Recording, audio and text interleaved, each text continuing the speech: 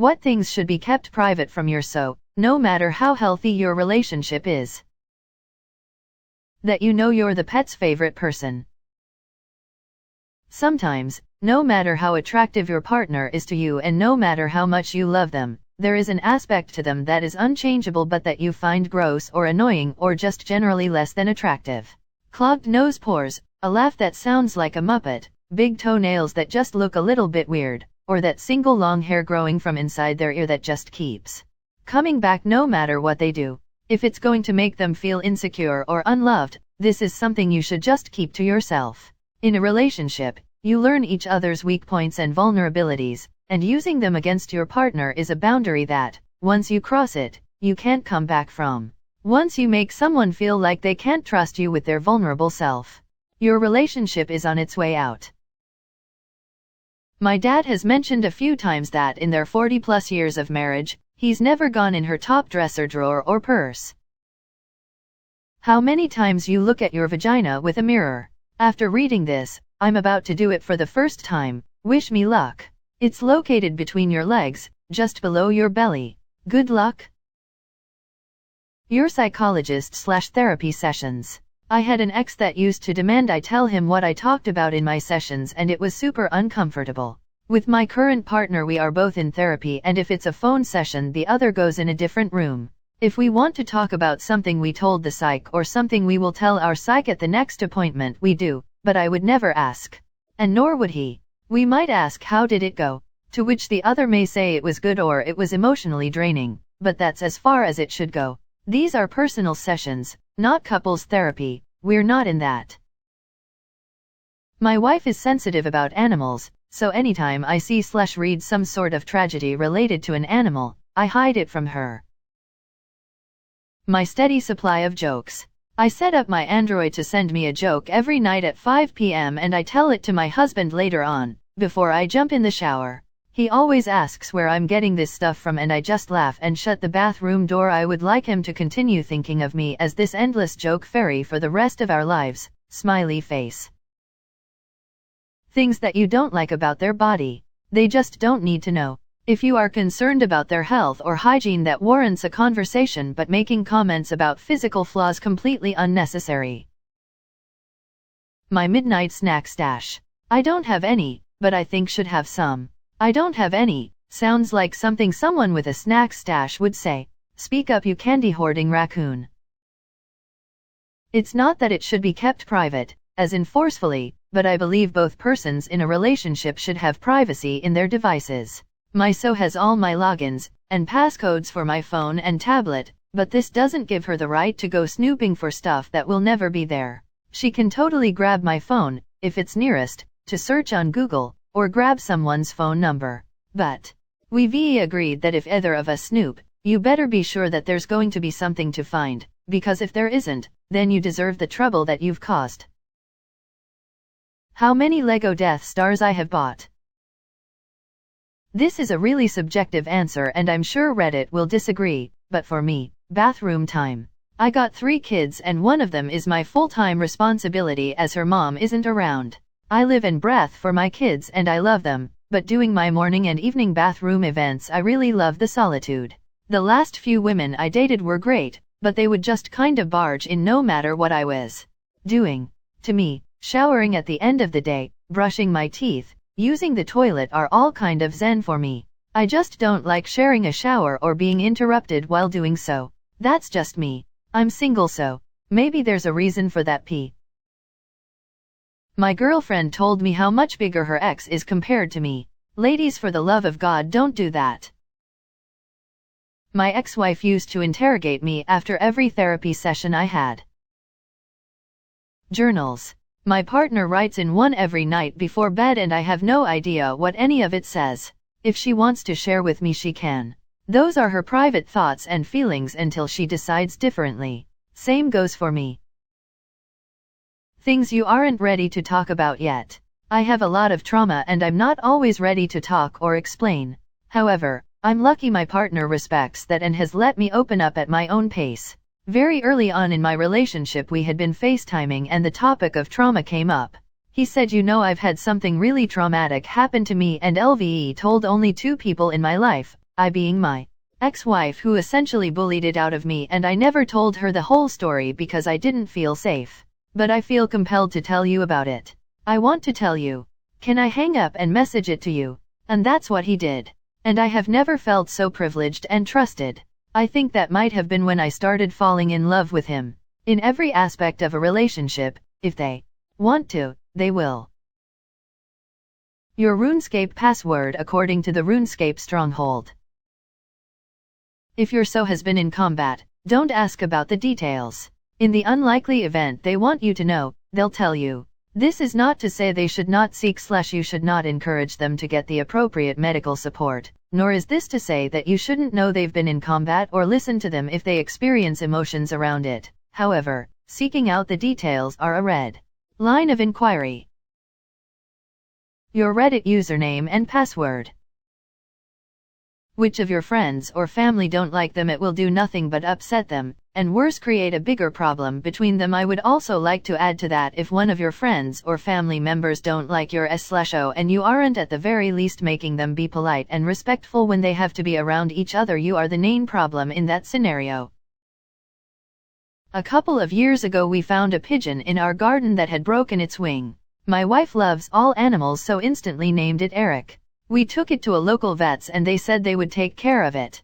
I emailed them a couple of weeks later as my wife wanted to check in on it. I got an email back saying it had to be put down because its wing had broken. This would have upset my wife, so I doctored the email reply and made out like it had been released. For 2 years after that my wife was convinced that a pigeon that came to our garden was Eric. We have moved since and she thinks another one is Eric. I will never let her know the reality of poor Eric the Og.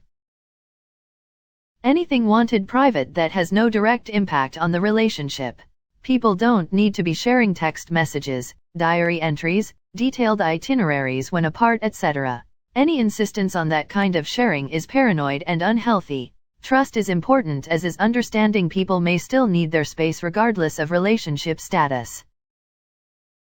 Confidential work-related things that I'm legally not supposed to tell anyone outside of the project/case. Your methamphetamine production business. I don't like the idea of sharing absolutely everything with one's partner like it's a proof of healthiness.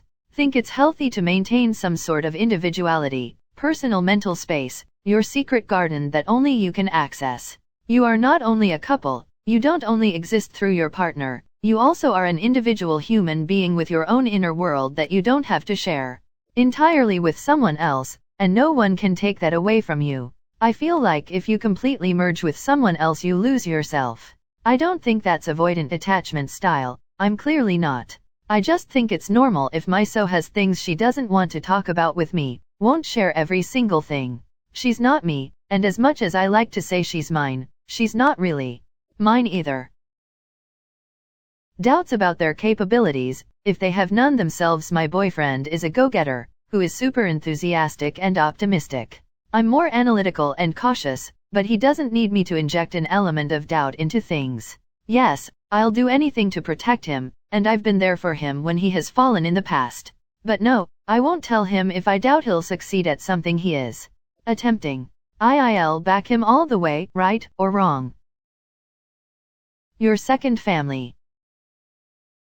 I'm comfortable with who I am at my age, so there's absolutely nothing I wouldn't share with my SO if they asked. The other side of that is I'm perfectly comfortable with who I am, so I won't force them to tell me anything they don't want me to know. I'd rather show them they can be 100% authentic with me. What I did in Serbia in the 90s. The idea that a healthy relationship means no secrets is flawed in my opinion. Some burdens are yours alone to carry and don't need to be tossed on the shoulders of someone else.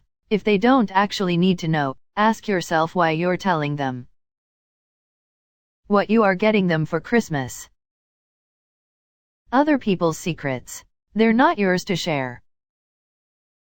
That answer is completely dependent on you, your partner, and your relationship. Wait, I'm not supposed to get all my relationship advice from Reddit? Are you sure? About your heritage if you got a German last name while living for decades in Argentina. Therapy. LVE been going to therapy on a regular basis for over a year now. My husband never asks me what was said at the sessions. Sometimes I will bring things to him, but he never asks me to tell him. It's nice having a space to share my thoughts and feelings with somebody else. No matter how healthy a relationship is, there always come a time where you have resentful thoughts of your spouse. Those should be kept to yourself, as most of them pass quickly. The only time you should share them is if they're persisting in some behavior that is hurting you, and then it should be done calmly and not in the heat of the moment. For instance, if you got home from work tired to find your spouse binge watching a TV show, but the sink is full of dirty dishes, the impulse may be to lace into them. Don't. Go ahead and do the dishes, and tomorrow, when that initial flash of anger has passed, discuss the issue. People say arguments can be healthy in a relationship, but it all comes down to how you argue. Spouses, at least if they're good ones, know intimate details about you, your past, and how you think and feel. This gives them weapons to hurt you, and it may be tempting to use such weapons when angry. But you know your spouse has a sore spot about their dad, and you say in anger this is why your dad never loved you, you have permanently damaged your relationship. And that damage builds up over time. Successful relationships survive because people rein themselves in that moment. Even when they're angry, they don't want to inflict wounds like that. So whenever the impulse arises to use those weapons in anger, resist the temptation. You may forget what you did quickly, but they won't. If your relationship started under potentially offensive pretenses, example they were madly in love with you but they were just your rebound.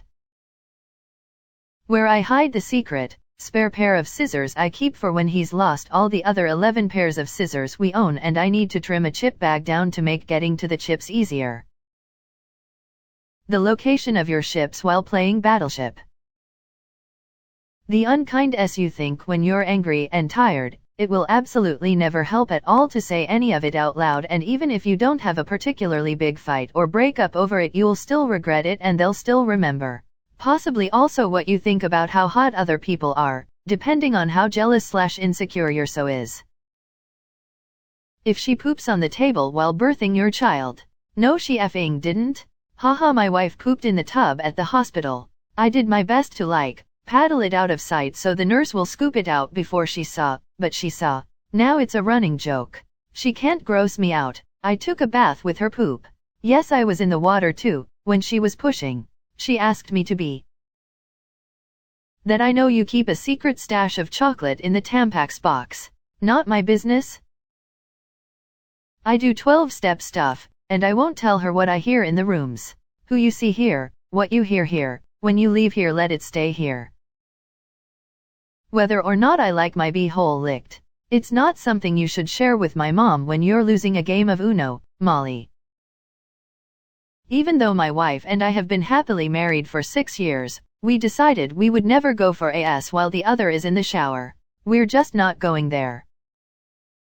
Where your secret stash of Band-Aids is. I don't know about the rest of you, but my wife and kids will go through an industrial size case of Band-Aids faster than you can say supercalifragilisticexpialidocious, and the twice a year I'll actually need one they're never there. The number of packets of crisps I eat in an evening, if I don't know the answer she shouldn't either.